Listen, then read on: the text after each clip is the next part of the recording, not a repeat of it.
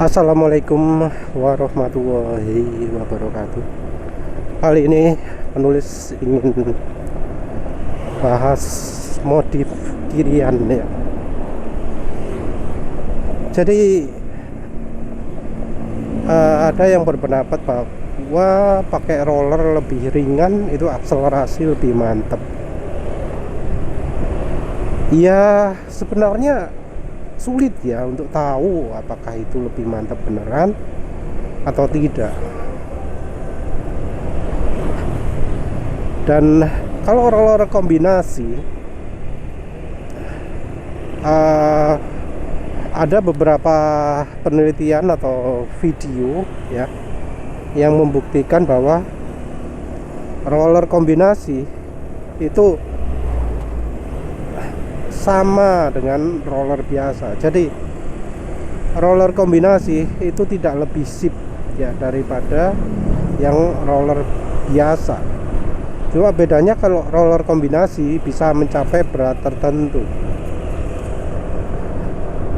Jadi kalau roller kombinasi itu sudah ada ya yang membuktikan pakai mesin dyno, pakai 0-100 akselerasi ya.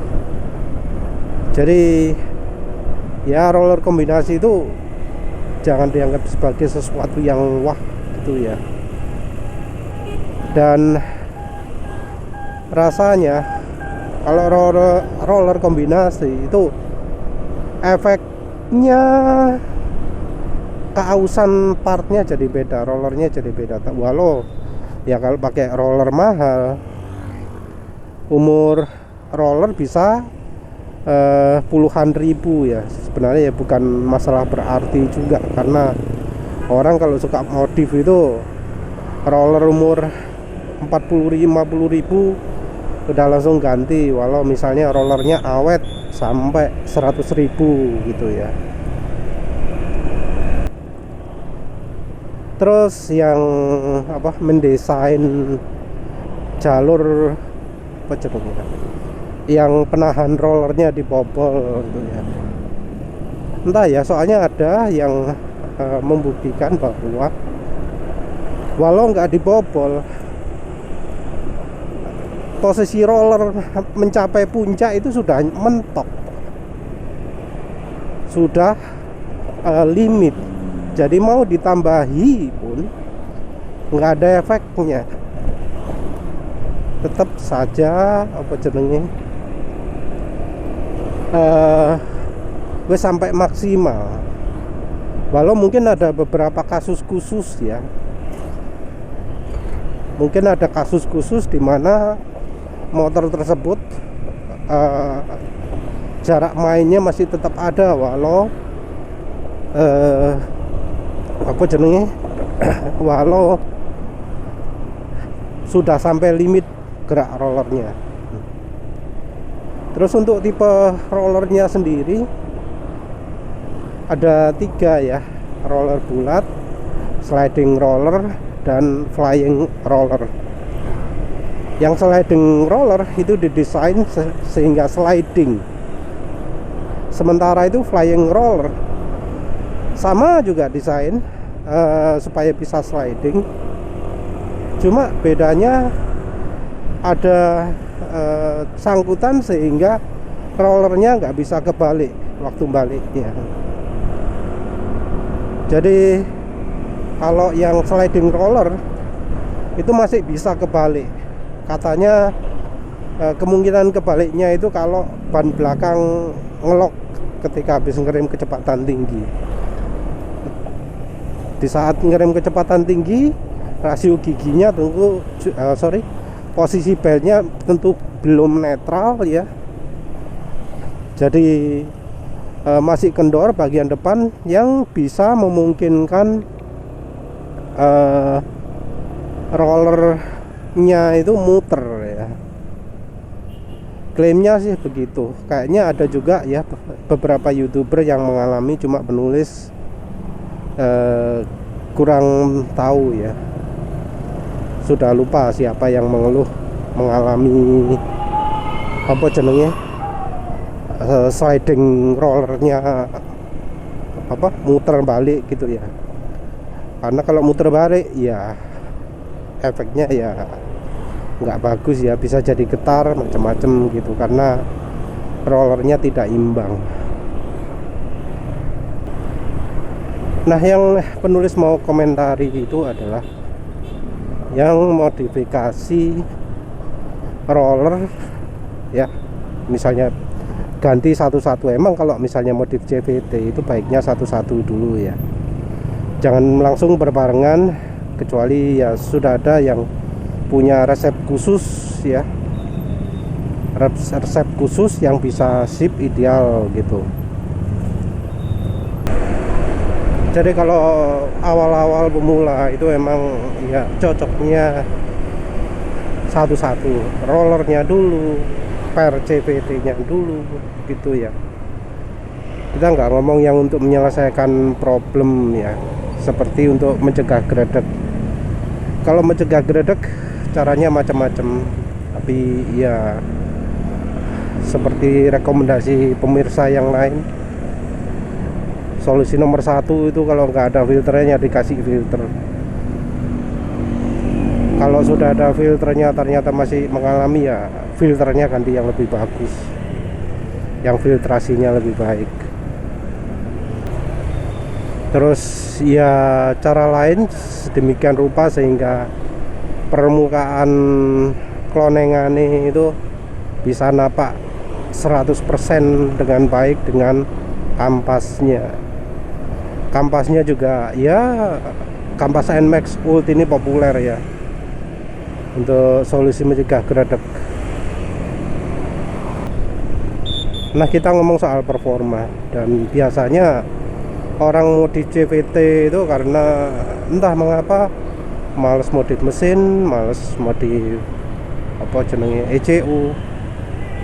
Padahal ya menurut penulis kalau modifikasi pingin power, mau nggak mau harus ECU, mau nggak mau ya harus power up.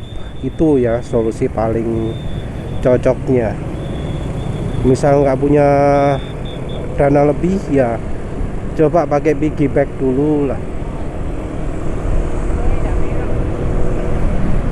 pakai kombinasi piggyback dan open looper.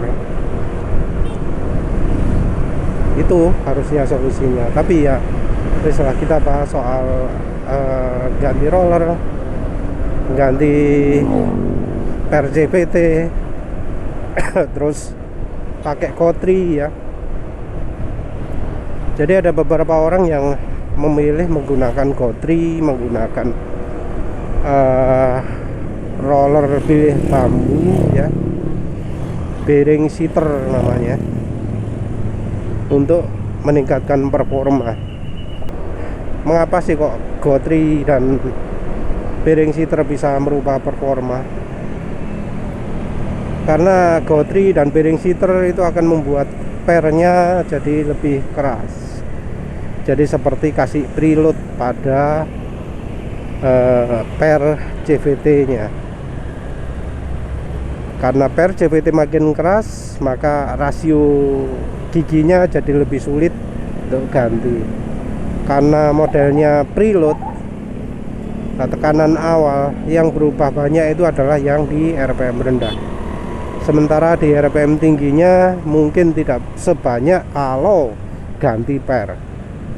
Jadi kalau ganti per CVT sampai RPM tingginya, kecepatan tingginya atau speednya juga banyak terpengaruh. Tapi kalau pakai per CVT standar terus dikasih kotri, dikasih bearing seater, maka efeknya untuk kecepatan tinggi lebih minim. Yang besar efeknya di RPM rendah.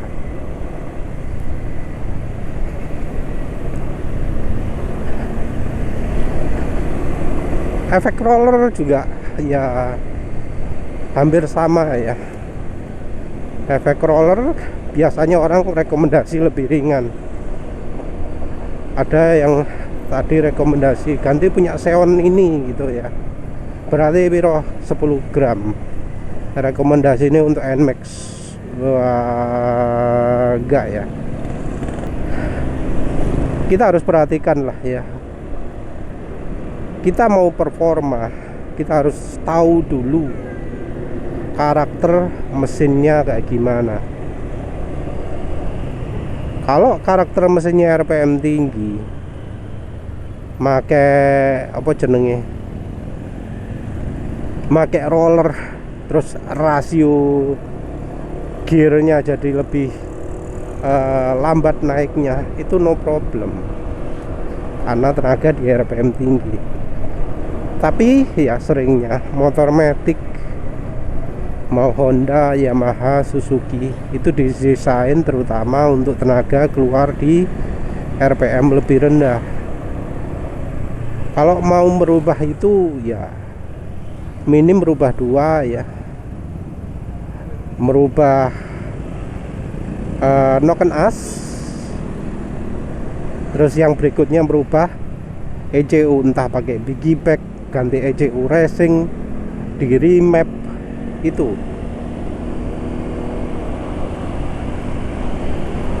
Itu bisa dibuat tenaga muncul di RPM tinggi.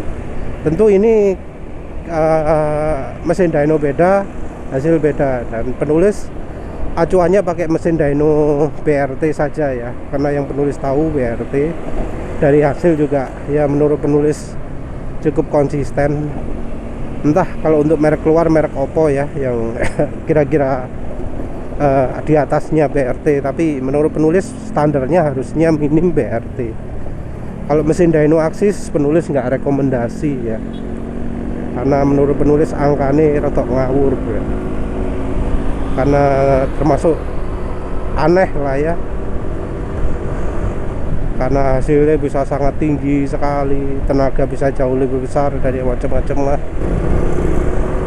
Yang masalah adalah karena orang itu mengukur performa nggak pakai alat acuan gitu ya. Bahkan yang jualan apa jenenge modif kirian itu kadang ngomong, wah ini top speed bisa segini, ditunjukkan top speednya di apa jenenge di saat sandar tengah. Ya nggak relevan lah ya itu ya, karena ya untuk bisa jalan segitu kan ya butuh dari waktu jalan juga. Orang itu kalau ngukur performa ya, terutama untuk modif kirian, itu wajib ya membandingkan dari sesuatu yang bisa diukur secara konsisten, secara apa ya, sistematis gitu ya. Jadi misal ya pakai apa jenenge meteran dyno ya, meteran apa, alat pengukur 0-100 boleh sih, tapi ya sekali-sekali dicoba diukur seberapa konsisten angkanya, seberapa detail angkanya. Karena penulis pernah pakai alat ukur ya yang menurut penulis paling konsisten, itu hasilnya masih tidak konsisten ya. Perbedaan waktunya bisa sampai 1 detik untuk akselerasi 18 detik. Jadi 18 detik itu bisa beda 1 detik. Itu sudah parah itu.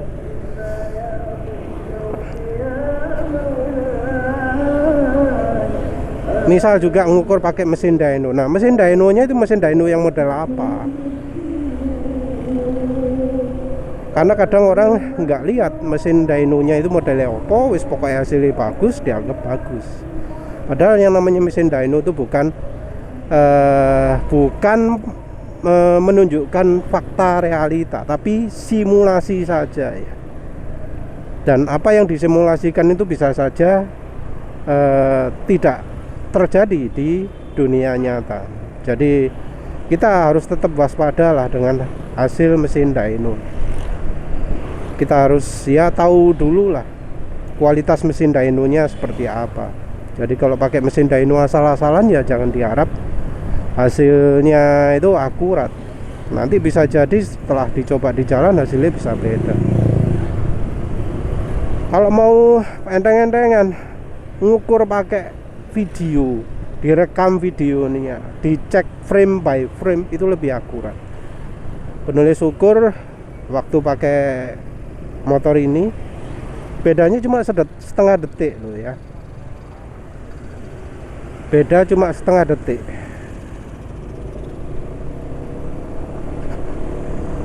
Padahal pakai alat ukur Android 0-100 ya, yang pakai GPS, pakai macam-macam akselerometer, itu bisa lebih dari 1 detik bedanya.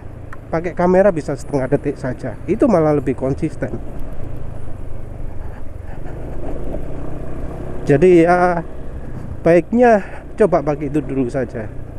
Penulis ngomong gini karena penulis itu sering sekali menemukan motor yang sudah dimodifikasikan, yang ditandai dengan RPM yang meraung tinggi, itu lambat ya. Padahal motor penulis standar 100% standar, roller standar, CVT standar, mesin 100% standar, nggak tahu dibuka. Tapi mengapa kok motor penulis lebih kencang dari motor-motor mereka? Padahal modifikasi yang dilakukan di motor penulis itu termasuk sederhana. Itu ya yang perlu dipertimbangkan. Ya wis itu saja. Terima kasih sudah menonton. Assalamualaikum warahmatullahi wabarakatuh.